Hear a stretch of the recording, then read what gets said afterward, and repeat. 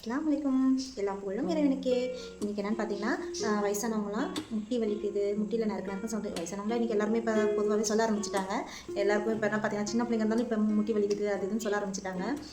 அது மாதிரி முட்டி வலிக்குது, முட்டியில் வந்து நறுக்குன்னு சவுண்ட் கேட்குது, நடக்கும்போது ஏறும்போது அப்படி உள்ளவங்களுக்கு தாங்க இன்றைக்கி டிப்ஸ் சொல்ல வந்திருக்கேன். அது என்ன டிப்ஸ்ன்னு பார்த்தீங்கன்னா, ஒரு வானலில் வந்து 1/2 லிட்ரு கடுகு எண்ணெய் வேறு எந்த எண்ணெயும் யூஸ் பண்ண கடுகு எண்ணெய் தான். கடுகு எண்ணெய் 1/2 லிட்டர் போட்டு, ஒரு கைப்பிடி பூண்டு, உரிச்ச பூண்டு அதுவும் போட்டு, அதுக்கப்புறம் 1 ஸ்பூன் ஓமம், 1 ஸ்பூன் வெந்தயம், 1 ஸ்பூன் இஞ்சி, சின்னதாக கட் பண்ணது 1 ஸ்பூன் இஞ்சி அதுவும் போட்டுட்டு, அதுக்கப்புறம் கற்றாழை ஒரு கைப்பிடி, அதுக்கப்புறம் ஒரு கைப்பிடி வந்து வேப்பிலை. இது நல்லா போட்ட ஐட்டம் போட்ட பொருளாக வந்து நல்லா கருப்பாகிற அளவுக்கு நல்லா அது சூடு பண்ணிக்கணும். எண்ணெய் அது போட்ட எல்லா பொருளும் வந்து கருப்பாயிடணும். அந்த அளவுக்கு அது சூடு பண்ணி ஆஃப் பண்ணி கொஞ்சம் நேரம் ஆற வச்சிடணும்.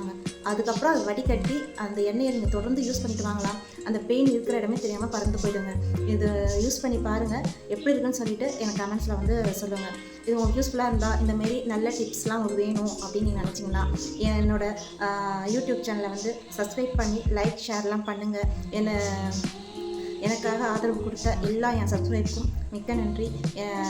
எல்லாருக்கும் இது ஷேர் பண்ணி சப்ஸ்கிரைப் பண்ண சொல்லுங்கள். அல்லாஹ் ஹாஃபிஸ்.